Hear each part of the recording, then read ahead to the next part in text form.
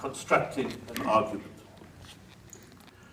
To explain the themes of this lecture. The notes for the lecture were written in my studio in Johannesburg, and in anticipation of this lecture and the exhibition upstairs. But I thought I would try to keep track of the different images and thoughts in the studio, to talk about the ideas that hover in the wings. And the mango is just one of them. There are many others. So in the studio there's two drawings of bowls of peonies. The drawings of birds, in fact drawings of the Eurasian tree swallow that you can see there. And it has something to do about the idea of ink and the sheet of paper meeting to make that image. Let it be said that I'm very bad at focusing on a single idea,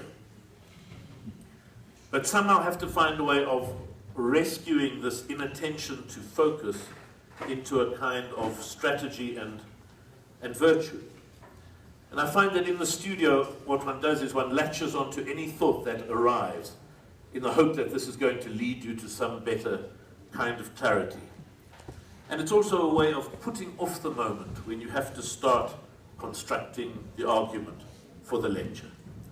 It's a kind of procrastination, and then it's justified to myself as a kind of productive procrastination. The things that happen while you're not working. So these are the things on the studio walls. There are the mangoes, there's swallows and sparrows, there are the peonies, there's the enamel jug, there's a drawing of the expulsion of Pope Clementine in 1440, there's a portrait of the composer Alban Berg and his wife and his mistress, there are pages of a Chinese dictionary pinned to the wall of the studio, there are pages from a newspaper of the Paris Commune of 1871.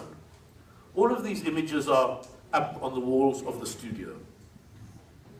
Stopping in the studio, one of the pages from the newspaper of the Paris Commune of 1871 reads, "We announce the death in Paris of Monsieur Barroilet, a baritone in the National Opera. Monsieur Barroilet possessed a very curious collection of paintings. Monsieur Barroilet died playing dominoes." The same newspaper reports from South Africa of the discovery of a huge diamond near Grahamstown. And these newspaper articles from this 1871 newspaper are completely extraordinary and fascinating, and I do spend the whole morning, instead of working, just paging through the newspaper, reading these different articles.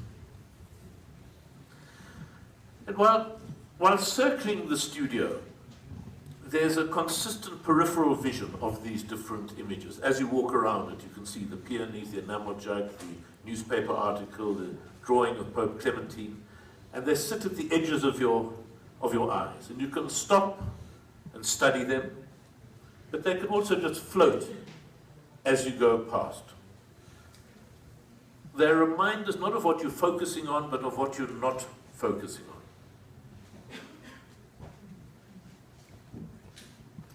And parallel to this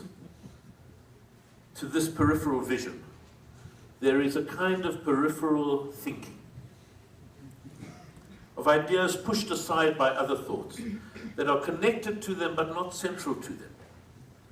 Now these visual intrusions, the things that you see as you walk around the studio, are kind of vital in every studio. They're vital prompts, but they're also a kind of prompt to a way of thinking, to a kind of provocation to thinking. And it's this kind of provoked peripheral thinking that I want to be talking about today. I try to fix on one thought, on one subject, like the subject of the lecture, but I'm filled with other images. Bueno. I don't know what that is.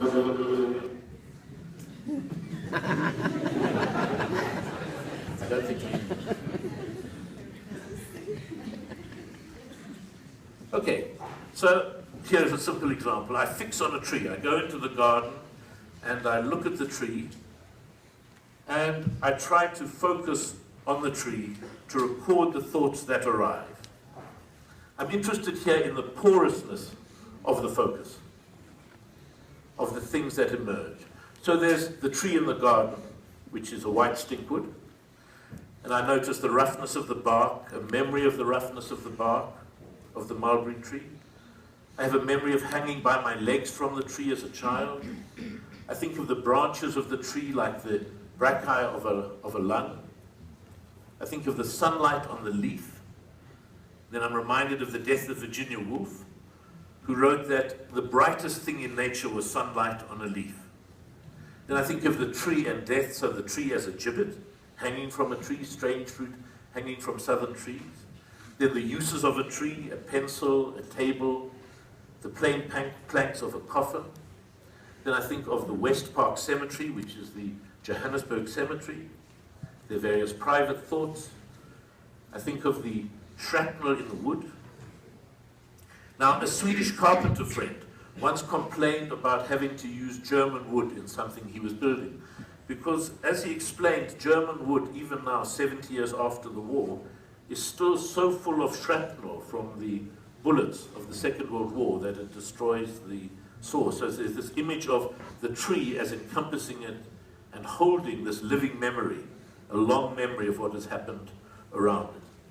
Then I think of the beech forest of Buchenwald, then the trees from the First World War, then a kind of botanical xenophobia and ethnic cleansing in South Africa. The tree is a kind of prisoner in the garden, stuck there for 53 years. So there are all these sets of associations that come when one thinks one is just looking at the tree. Each of us would have a different set of associations to the tree. And what it shows is that every encounter in the world that we have, is a mixture of that which the world brings towards us, in this case the tree in the garden, and that which we project onto it, our associations, our memories, our knowledges to it. And so the tree is never just itself. Our biography is also, and our understanding becomes part of the understanding of that tree.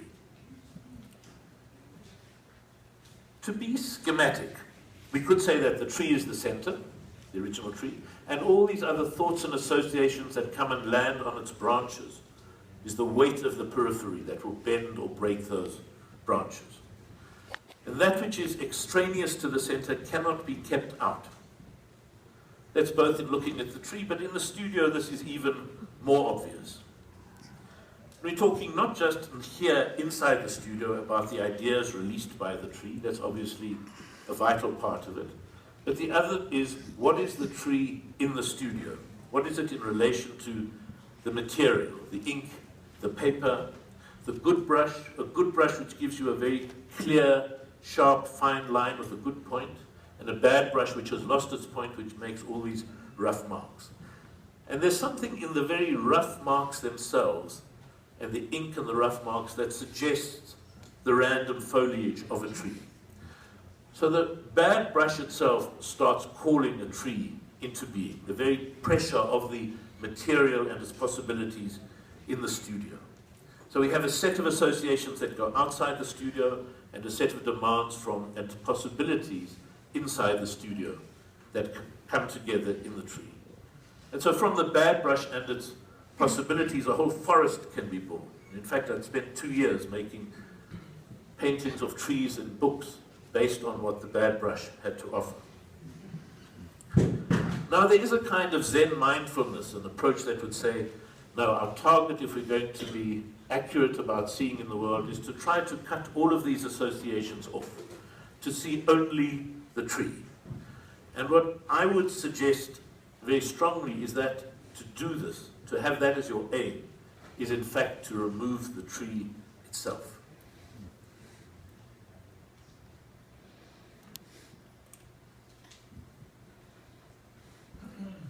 The periphery itself.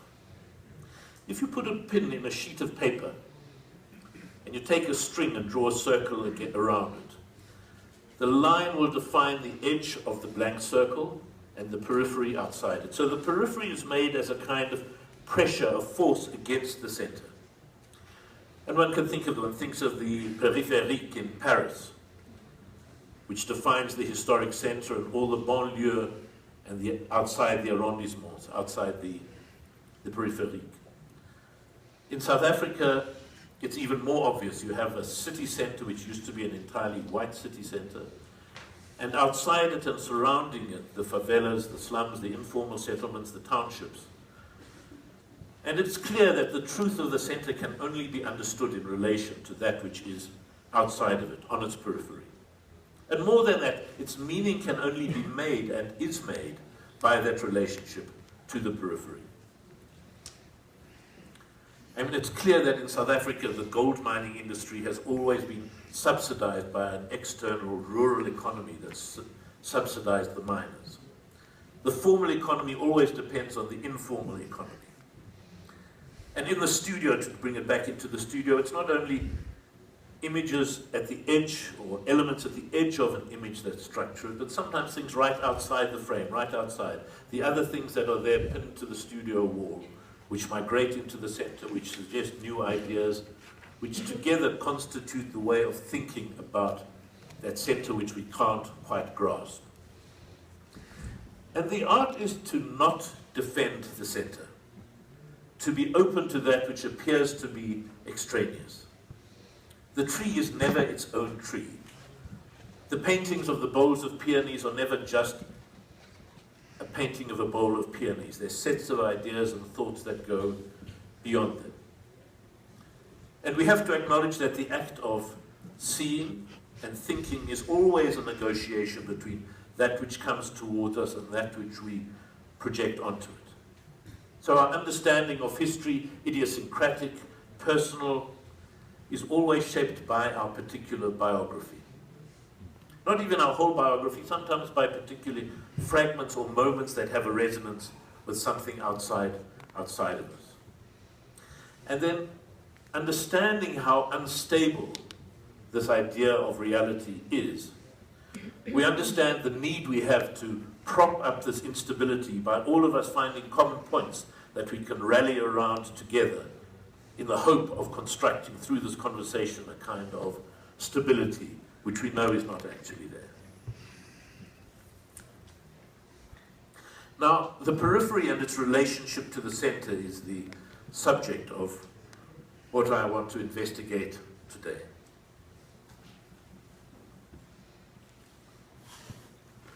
And I want to look at these questions in relation to a project that I'm currently working on in the studio. It's by no means complete, and so I'll be talking about fragments of it, and at the end I'll show you some of these very incomplete fragments of it. It's a project that is being made in relation to an exhibition in Beijing. Now, I'm not sure how it is in Mexico, but in South Africa, China hovers over the country like a kind of huge dirigible balloon, like a zeppelin above the country. We're so aware of its scale, its hunger for resources, the number of people. I mean, China in Africa today is a series of questions rather than answers. And we can't help feeling a bit like a goat tethered to a stick waiting for the tiger to come and devour us and feel as easy picking. So there are a number of questions around what it is to be in South Africa and Africa and China. But the project began as an invitation to show works at a museum in Beijing. And so let it be said immediately that curiosity and flattery are part of the equation. What is it in my work that the curators could imagine would be of interest to people in China? So I wanted to both find a link to where the exhibition would be, and also a link to kind of what the questions are that emerge from the vague idea of China and South Africa coming together. And everything was open. It could have been sculptures, it could be films, it could be drawings, it could be simply a lecture. Now, as with many projects, the work on the project begins with a kind of distracted reading. There's not a clear line of investigation. It's an eclectic taking fragments. So, in this case, I was reading some books by Lu Xun, who is a great Chinese modernist writer, similar in some ways to Gogol and Kafka and with echo certainly of Borges and other South American, Latin American writers. I was also struck by the books of revolutionary posters. And in these books of revolutionary posters, what grabbed me was the language, the exhortations, the instructions, the clamor of incredible and unstoppable enthusiasm.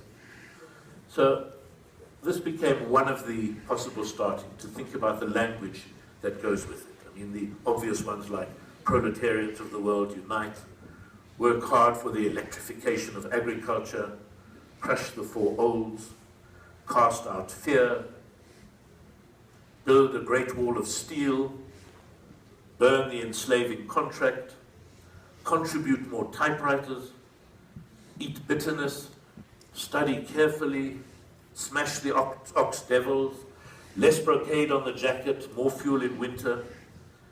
The greater the hardship, the greater the hardship. And so on. There's a whole, they go on and on. There are books and books of these phrases. So that was one starting point.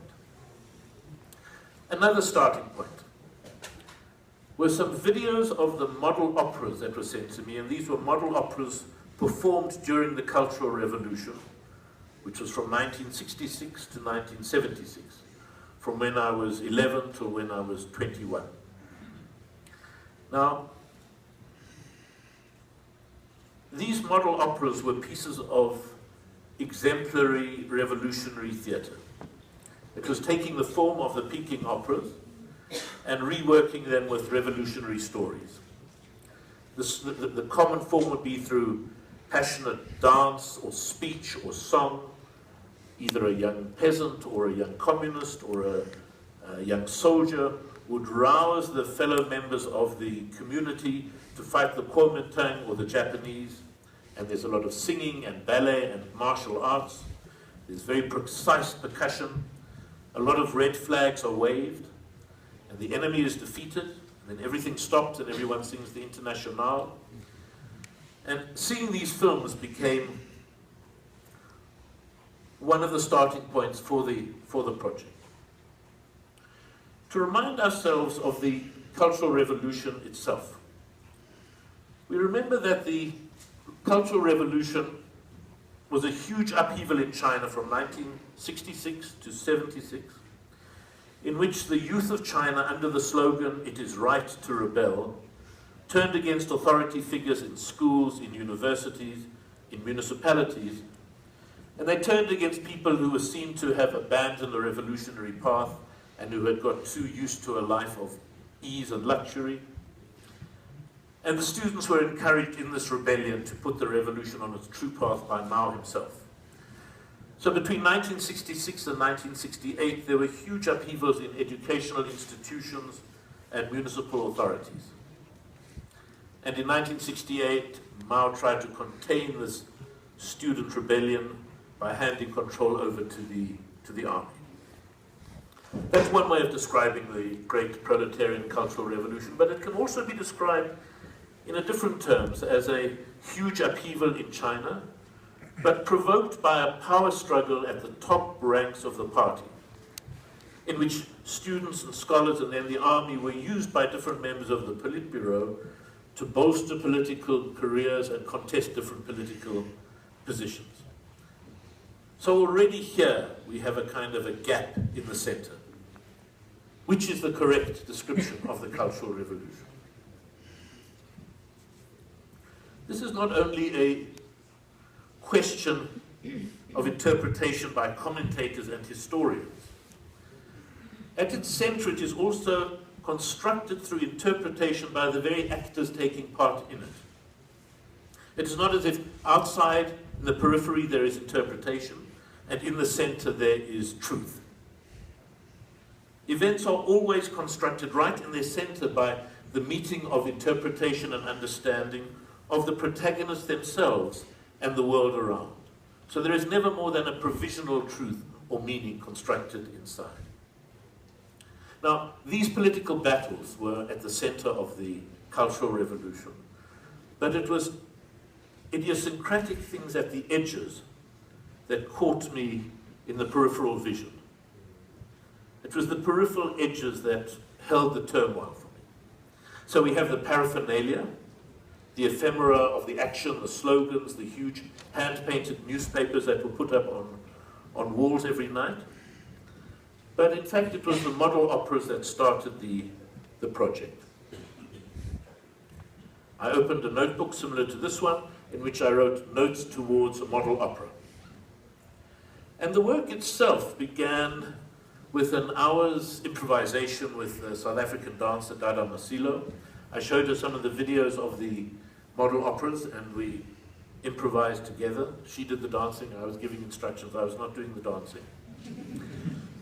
And in the first hour, it was clear that it was a kind of a disjunction and a strangeness of that kind of dancing against either the Chinese music or 1950s South African dance music or contemporary South African music. There were kind of strange echoes and disjunctions that made it clear that the project should not be abandoned, that there was enough in it somewhere to say, let the project begin and see how it grows and what it begins. So to walk around the project as it is now, and to describe a few of the peripheral thoughts around the project.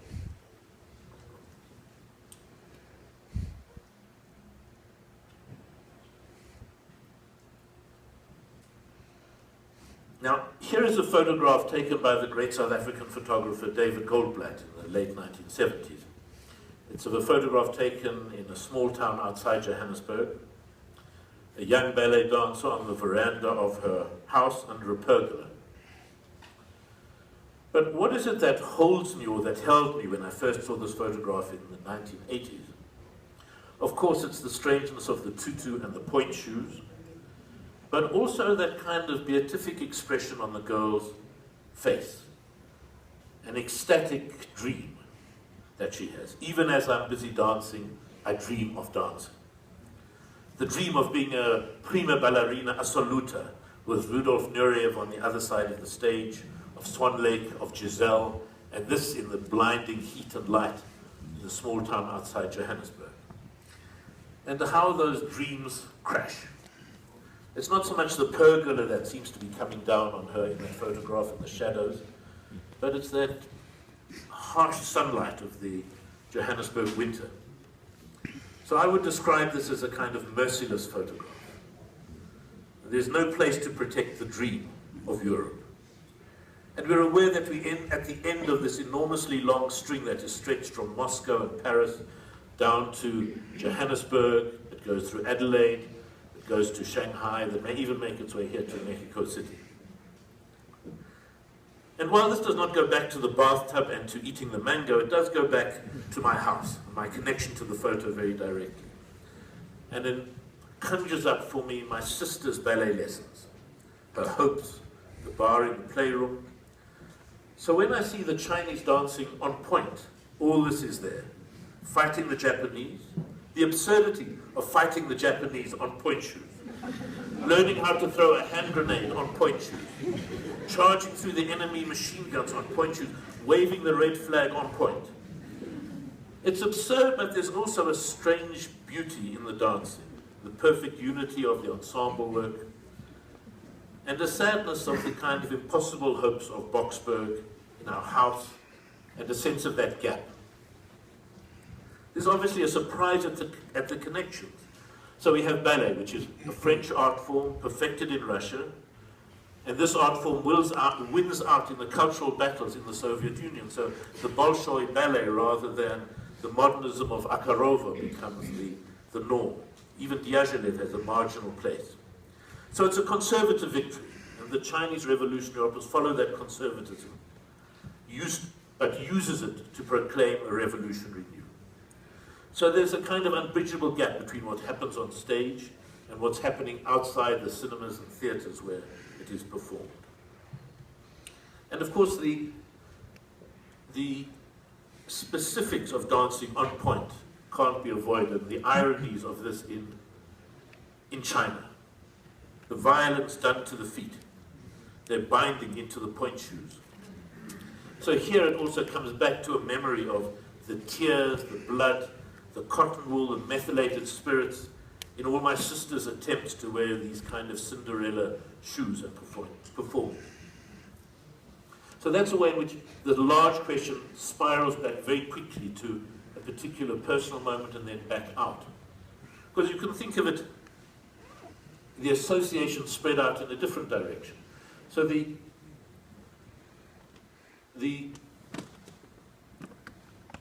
this question of how one takes the idea of this dance of point shoes and being in South Africa and its reference back to Russia and China becomes part of the raw material to think with in the studio. But it also goes kind of one stage further. The great model revolutionary opera in China was called, or the most popular one was called, The Red Detachment of Women. This is a still from that. It was a cast almost entirely of women, and there was a pleasure reported by many people from China at the time of the rare opportunity of being able to look at all these naked thighs with a clear revolutionary conscience. So the libido is very seldom referred to in revolutionary or other political theory, but the edges show it is there. Desire is never far from the studio, from the theater, from the Politburo. So Mao's priapism and all his lovers are not part of the official discourse, but they're there. The connection between the biographical and the grand statement. I mean, a further peripheral thought that goes out even further, not connected directly to the project, but just the sets of circles that widen around it. One thinks of political leaders and their entitled libidos, and not just Mao, of course, but Berlusconi, Eisenhower, Bill Clinton, Castro, the South African current president, and of course President Kennedy. And it's a kind of an element of what is swirling and twirling that is central, but also peripheral. All of these float at the edge of the big question, the great proletarian cultural revolution. Mao's biography, mine, the periphery longing for the center, the line of connection from Johannesburg to Shanghai, the balance between the edges, ironic or not, and of course, as well, not to be forgotten, the great swell of pride, of real pride, that would come over audiences watching these revolutionary operas, a pride in they themselves and the people around them actually overcoming the Kuomintang, the conservative government in China, the Japanese. So there's a need to hold together both hope and disillusion. This is a peripheral thought number 7. Peripheral thoughts number 5 and 6 have yet to arrive. But this is a peripheral thought that precedes the main event. In 1952, as part of the Great Leap Forward, China's attempt at modernization, Mao declared war on what he called the 4 bads. So there was a war declared on flies, mosquitoes, rats, and sparrows. Specifically the Eurasian tree sparrow, that ate seeds that were planted should be there for harvest, for planting to be harvested. And so the idea was that if one could kill the sparrows, then one would get much greater harvests. And tens of millions of sparrows, or hundreds of millions of sparrows, were in fact killed. But the sparrows had eaten not only seeds, but also the immature locusts. And so there was a plague of locusts. So the crops were in fact devastated. And through this and a series of other equally ill-advised decisions, between 20 and 30 million Chinese died of starvation. Now the technique that Mao chose for extermination of the sparrows was mass mobilization of the peasants. They were instructed to rise before dawn and bang on their pots and pans to frighten the birds out of the trees, and then whenever the birds tried to land again, to bang on their pots and pans so the birds wouldn't land and the birds would eventually fall out of the sky dead with exhaustion. And the efficacy of this method of killing the sparrows is in dispute, but the death of the sparrows and the flourishing of the locust and the famine is not in dispute. Now, this disasters of the Great Leap Forward lowered Mao's standing in China, and the great proletarian cultural revolution can also be described as Mao's attempt to recover from the mistakes and disasters of this action from the death of sparrows. But what held me or holds me in the story of the Eurasian tree sparrow is not just the pots and pans that were being banged as these birds tried to make it into the air and fly. What holds me is both the image of the birds, the possibility of what it is to start drawing them in the studio, how that action of non-stop flying could be achieved, and then of course the pots and pans themselves. Because these pots and pans also expand and contract. You have the idea of beating of pots and pans, which goes from China, and it zooms forward to the Arab Spring, to these images of people at Taksim Square and Gezi Park in Istanbul, banging on their pots and pans as a protest against the government in Istanbul. Bringing the domestic into the political. Again, finding a space in which the private biographical intersect with the larger questions around it. But we remember that in this case, again, the Turkish leaders were not chased out of the trees. They did not die of exhaustion. And there is a double resonance. To bring it back into the studio, everything has to happen twice, to have two resonances. It has to be a provocation in the studio to work in the studio. And it has to have an echo outside of the studio. So here the invitation is to work with pots and pans as percussion, as musical instruments, to find rhythms of protest. It's a raw material waiting to be used. And there's an outside sense of the link of the domestic to the political, of private biography meeting larger histories. So the copper or the aluminium base of the pot becomes a membrane somewhere between the hopes and fears and desires of the people holding the pots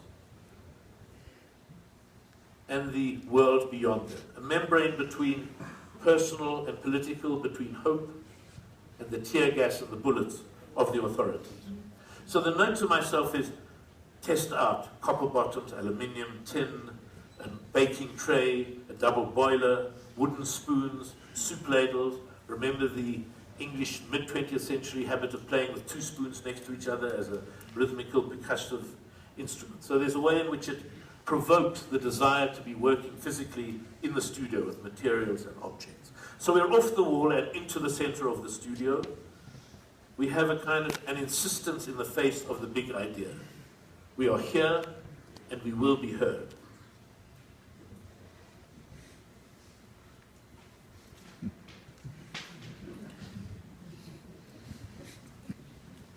In August of 1968, Mao was given a gift of 6 mangoes by the president of Pakistan. And this piece of history is so marginal that almost none of the grand histories of the Cultural Revolution even refer to it. But Mao did not eat the mangoes.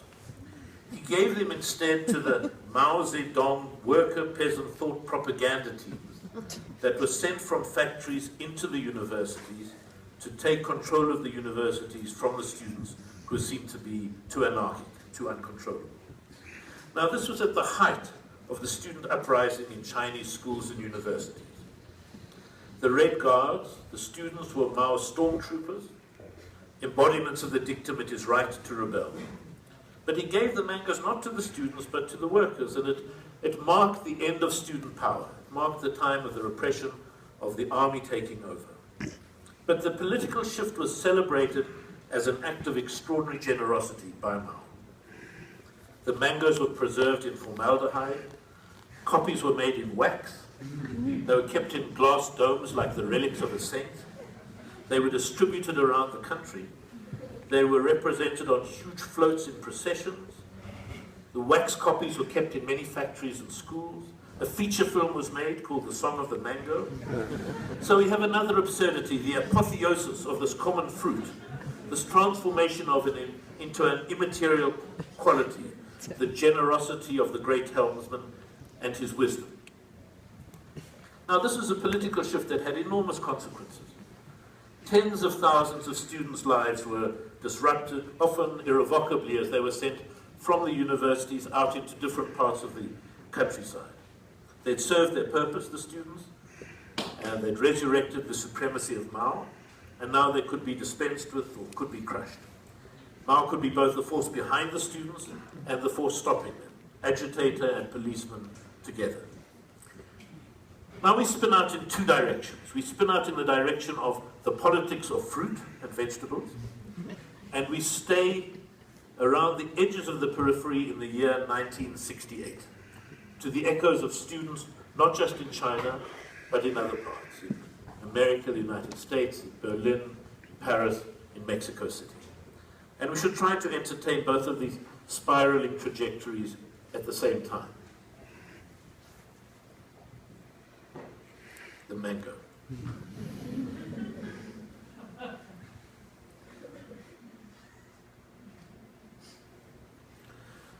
So let's talk about the student revolts of Paris, May '68. Now, the student revolts in Paris were not the same as the student revolts in the Cultural Revolution in China, but there were points of connection. In both cases, there was an attempt to harness the energy and passion of revolt among students and scholars, rather than relying on the organization of the party. How could one find a revolutionary activity in Paris, in Europe, that escaped the moribund straitjacket of the old Stalinist Communist Party? In China, how could Mao use the energy to reassert a continuing revolutionary role for the party and for himself? Now, the opposition to the Vietnam War was a vital part of the story. And this opposition to the Vietnam War reached us even in South Africa. Why do I remember this? Not just from an abstract or inherent interest in history. In 1968, I was 13 years old. I was in Johannesburg, and I had such a palpably strong feeling of being born 5 years too late, and in the wrong country. If I had only been 18 and in Paris or Berlin, I could have been part of these astonishing student protests. I could have been part of a history. So students at the local university then and later did hold protests at the side of the edge of the university, on the roads of the university ground, but in truth it felt like being the dancer, the ballet dancer in Boksburg, dreaming of a different life we could have been part of. I thought at the time that in 5 years' time I'll be 18, the Vietnam War will be over, students will be back at their studies, and in fact I was right. But of course in South Africa in the mid-1970s there were enormous changes, and we discovered our own transformative political world that erupted and continued for many years afterwards. Now I know I should be talking about the politics of the mango at the same time, but we will get back to it, and you have to try to keep both of these things on top of each other. So further edges here, to take it slightly further. From mangoes in 1968 to Paris to Johannesburg, and to the 13-year-old boy looking at newspaper photographs.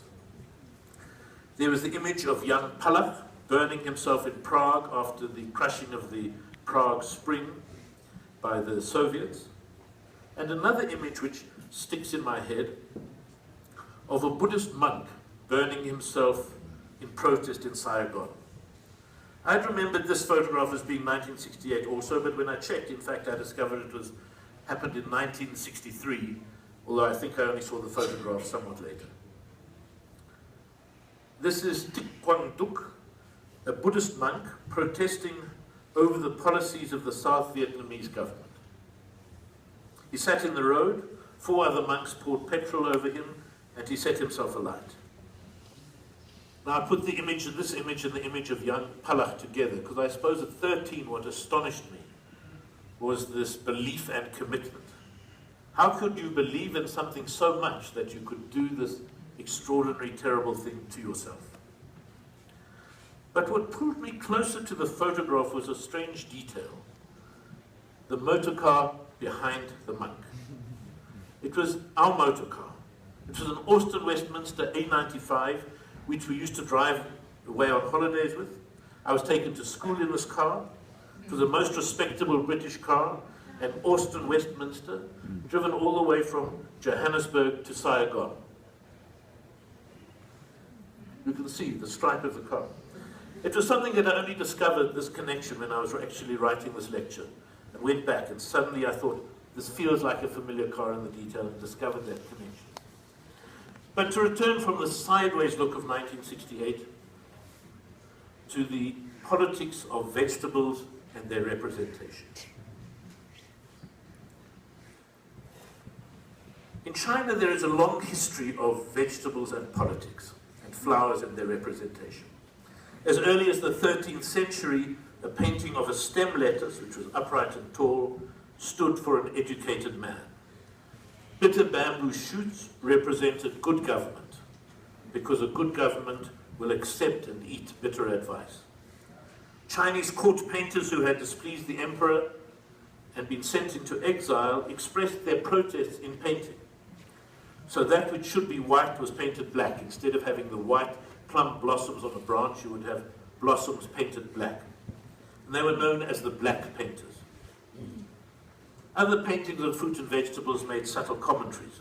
If the weeds in the painting were too close to the bok choy, then the emperor was paying insufficient attention to his territories and subjects. At the time of the Cultural Revolution, painters whose work was felt as being not revolutionary enough were described as being black painters. Their careers and those of their supporters would be ended. In many cases, the clashes were between people in power, and the artists were merely acceptable casualties in their battles. But there were real arguments. It comes back to the studio. What should an artist be painting? Revolutionary narrative in a familiar form, like the Peking opera, the ballet on point, or a new way of making art in which the ostensible subject matter is never the real subject of the art. For some years now, I have been painting flowers, making drawings of some flowers. Partly from the pleasure of the activity of turning the petal into ink and paper, or paper and ink into petals. Partly from the pleasure of working on these multiple sheets of paper which together will constitute an image, but which will allow an image to disintegrate and to reconstitute itself. To play with the fragility of coherence, the way in which we wait for something and need something to come together to make sense for us.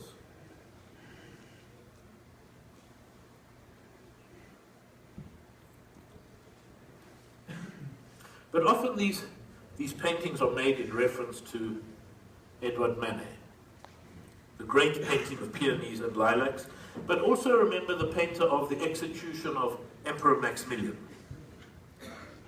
which is a painting that places him not just with other flower painters, but also with Goya and his 3rd of May, and also with Picasso and the Guernica.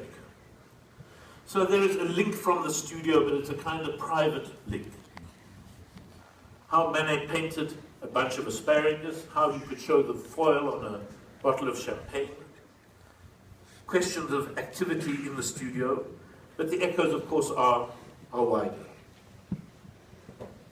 A further peripheral thought. I mean, Manet painted the execution of Emperor Maximilian in 1868 or 69. Now, the emperor, as you all will be familiar here, was abandoned by his Austrian family. He was captured and shot in 1867. But one of the last things he did before the ending of his reign and his life was to order from Trieste, from his palace where he'd come at the edge of the Austro-Hungarian Empire, to order from Trieste 1,000 nightingales to be shipped across the Atlantic to put into his gardens in the palace here in Mexico City. And there's no exact record of what happened to those nightingales, no record of people beating pots and pans, but certainly a sense that birds of prey and the wrong environment would not have given those nightingales a long life expectancy. But there's a link from the painter to the fruits and flowers in Paris, and of course a link to the Paris Commune of 1871. This was another people's uprising, an inspiration very much during the Cultural Revolution and during the student protests of 1968. A letter again from the newspaper of the Paris Commune of 1871. Now, citizens, we remind you more than ever we must rally round our red flag, preserve the Republic, long live the Commune, long live the Republic. So we have this mixture of painting of flowers, of painting the Emperor Maximilian, of lithographs of the barricades. You remember that Courbet, the artist, was arrested as they thought he had destroyed the column in the Place Vendôme. That link between what happens in the studio as a kind of private world and its need to connect to the outside world. In 1968, we remember that the leaders of it, in fact, were the Situationists International, a collection of philosophers and artists, and the phrases and slogans of the 1968 students in Paris. Soyez réaliste, demandez l'impossible, be realistic, demand the impossible. A kind of Dadaist inversion of the slogans of China was there on the walls of Paris. The absurdity of the actions of the studio leach out and start spreading and infecting and inflecting the world outside. The red flag from the Paris Commune is shattered into fragments. So instead of one huge red flag being waved, you've got 400,000 students in Tiananmen Square, each waving their red book of Mao, which is like their own private, small-scale red flag. And of course, the Internationale, the great song that gets of the socialist movement, which starts, the lyrics written in 1871, the music slightly later. So there is a similarity and a pull between these different elements, and of course differences. The Paris Commune of 1871 was not as total as the Cultural Revolution. There's space in the Commune newspaper for absurdities, for small events, for the death of the baritone who dies while playing dominoes, the diamond found in the Cape. Even under the siege, artists are invited to apply for the Rome Prize. 3 days later, they're invited to appear at the Théâtre Châtelet for military training to defend the city. The Louvre Museum sends out a communique vehemently denying the rumors that it is planning to sell its collection of antiquities in London. So we are spinning in time. We've got 1871, we've got 1968, we've got 1963, we've got 2015, and in space we're spinning between Shanghai, Paris, Czechoslovakia, Johannesburg. We've got nightingales and sparrows buffeted around the world. Now, a central tenet of the Cultural Revolution was the transformation of the consciousness of the people. Partly this was to be done through revolutionary, exemplary works of art like the model operas and other models, the perfect peasant, the perfect model worker, the model soldier, as shown in these operas. But partly it was done through criticism and destruction of the old. The world was described, divided into the good, the comparatively good, and the bad. The bad was to be rooted out. There were self-criticism sessions. There are these grotesque images of people wearing dunce caps with sandwich boards around them, listing their faults, and they're either accused of having rightist views or of having a wrong class position. Now, the image of them wearing these pointed hats and these sandwich boards echoes several of the Goya images of the early 19th century, the image of victims of the Inquisition, chained in dunce caps with sandwich boards on which their crimes are written, and orthodoxy and authority with no space for uncertainty or criticism. The dance of these kind of dunce caps becomes the dance that gets performed backstage to the model operas, the other side of the dance that happens. We bring this back into the studio. So the fool's cap and the sandwich board become things to be drawn and made. A megaphone which can broadcast your voice can be inverted to become a silencer and a dunce cap, its own proclamation and its own mute. The studio starts heating up with the different possibilities of images, of techniques, of thoughts that expand from this very undirected reading and looking. Now, the Paris Commune itself was crushed. After weeks of the barricades, there followed what was called the Semaine Sanglante, the week of blood. The repression and execution of thousands of the communards. This is taking it back into the studio and starting to see what would be the grammar of a kind of dance of the self-criticism. But as with the Cultural Revolution, the Paris Commune is crushed. After the weeks of the barricade, there follows the semaine sanglante, the execution of the communards, and the image of Maximilian being shot could have been replaced by hundreds or thousands of other soldiers and women, particularly the women of Paris, who became the victims and targets of the imperial army. Now, Karl Marx, whose writings had been the inspiration for many in the Commune, wrote at the time of the necessary failure of their revolution. It was because the proletariat wasn't sufficiently self-aware of itself and its class position to make a real revolution. And we're gathering around us here, what? The pots and pans, Manet's flowers, the bok choy of the Chinese vegetables, childhood memories, ballet shoes, sparrows, and nightingales. In China, even during the Cultural Revolution itself, some of the leaders wrote of the probable defeat of it and of the probable imminent failure of the revolution. So the idea of failure, probable, impending, or necessary, one can take one's choice, sits on the walls of the studio. An element in the mix, but also inevitably the question of hope behind that failure. Where does that leave us? China, Paris, old French colonialism, new colonialism. We set everything in motion and there's a kind of incoherent hullabaloo. What are the operas that could be made? Do we call up Patrice Lumumba? Do we call up Nyerere at his African socialism? The hullabaloo itself is in the center. Cohesion is temporary. Defeat is certain but temporary. Success is certain but temporary. Hope and failure, the sparrows and the nightingales flying through the din of the pots and pans, of the edicts and the theories and the private histories.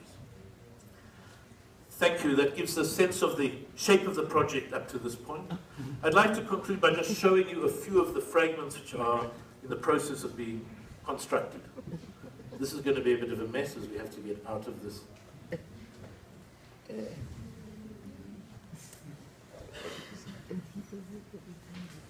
So I'll show you a few fragments. We spent some weeks inviting a brass band, playing with different ideas of the International, a whole session with pots and pans, which I don't have, with different singers, and with different dancers, and trying to see how does one start to bring these different elements together.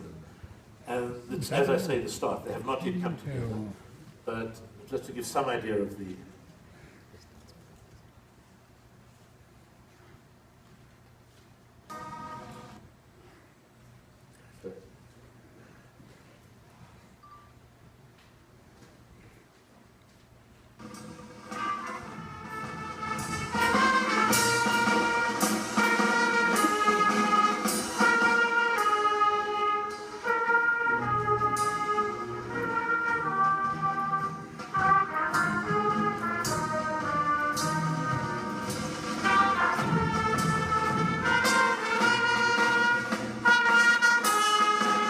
This was a kids band of brass band players that came into the studio and spent a couple of days working with us. And then some of the singers of the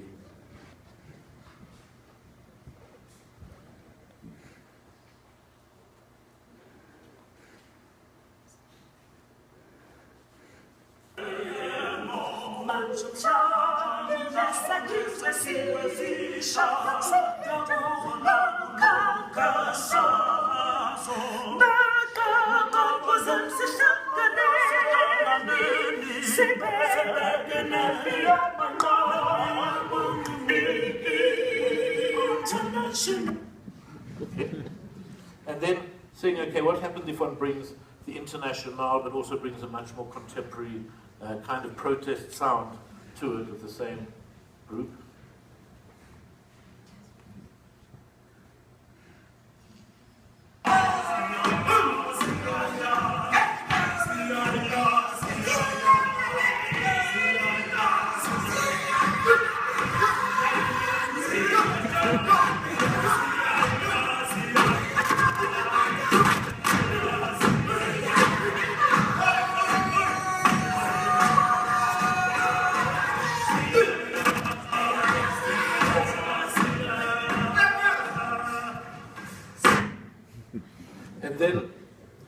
to end this, a kind of a medley of different pieces of them singing, and some of the first looking at some of the dance material that in the end will constitute either one or three or a constellation of projections.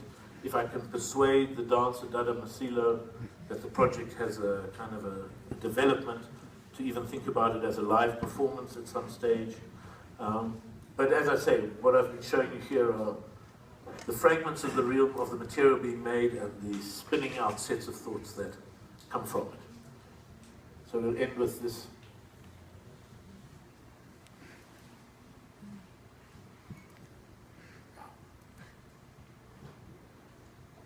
We've got everything working except the...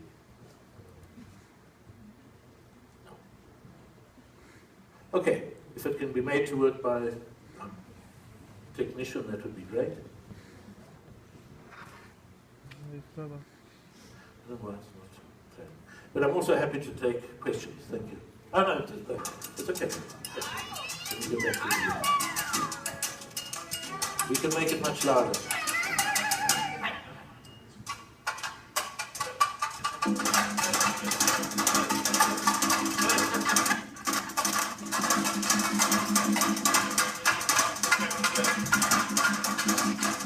You bring the volume in?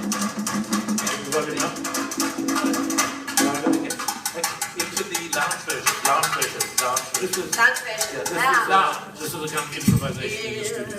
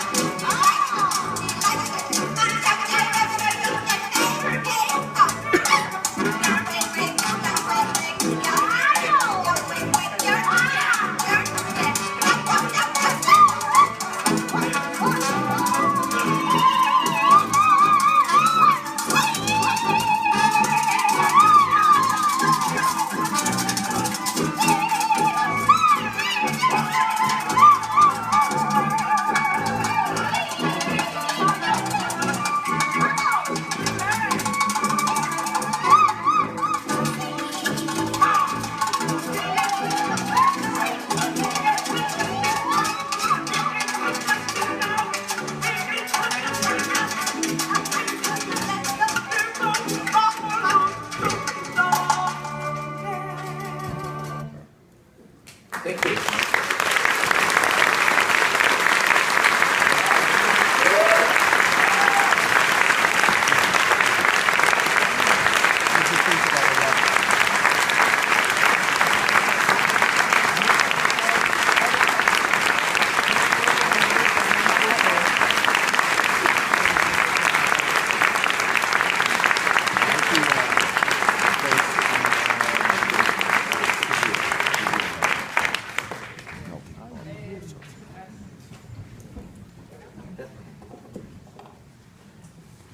Tenemos tiempo para 2 preguntas y después vamos a subir a sala a la inauguración de la exposición. The pressure to make them good questions.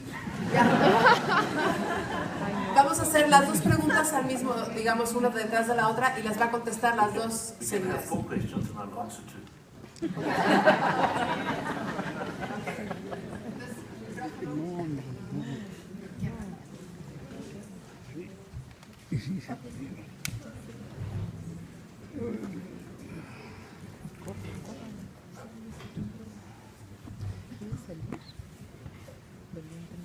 ¿Has pensado hacer algo sobre Cuba?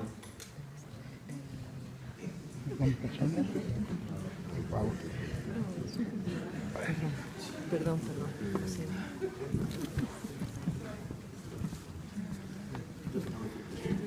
Bueno, Could we have the question again? sí, the work. About Good work. Good work. Okay. Let's have one more question. I'll come back to it. I will answer it.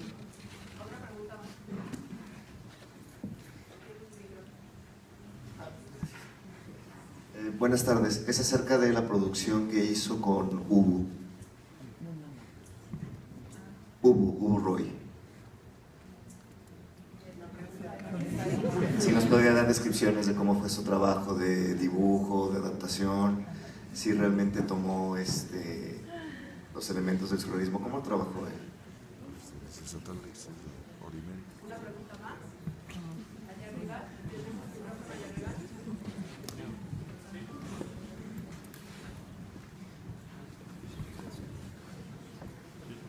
Gracias. ¿En qué momento considera que el proyecto termina? El proyecto artístico termina. Okay, one last question. Okay. Solo sería acerca de su concepción del dibujo. ¿Cómo piensa el dibujo? Okay, because I know we're running out of time, I'm going to talk about 2 questions. The one is about Cuba and the other about drawing. Ubu is there, and there's a piece of it on the exhibition.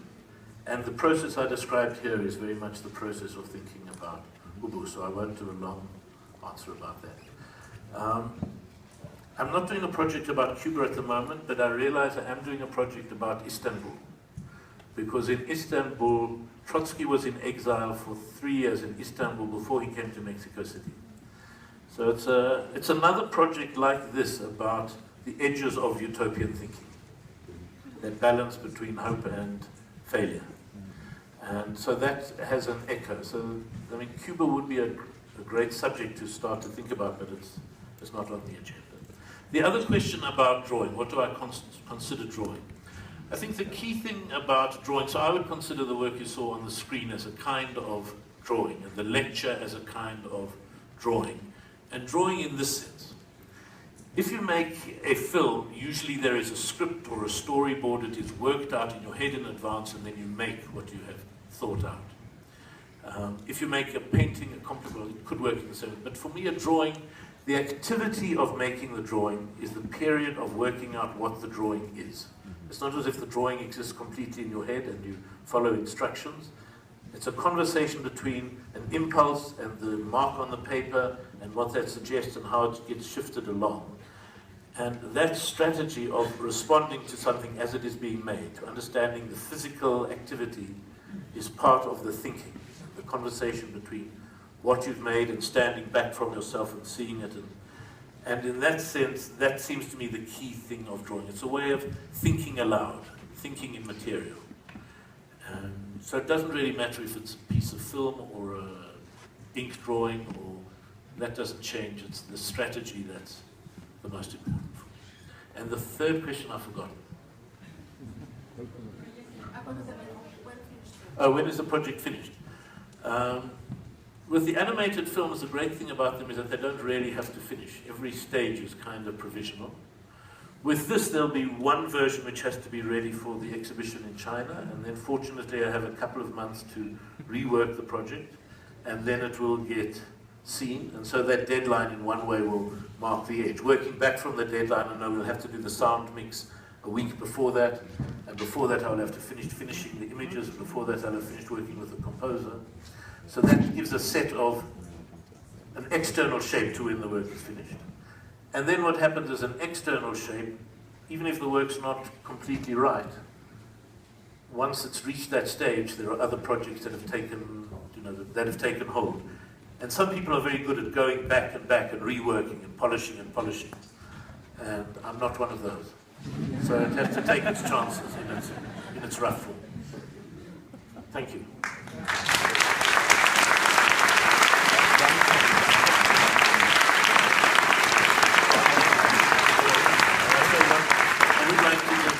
One chance to say a big thank you to MUAC, to the symposium of which this is, the Cátedra Ingmar Bergman, to the good knees and hamstrings that the people at the front have had sitting here, and thank you for your patience.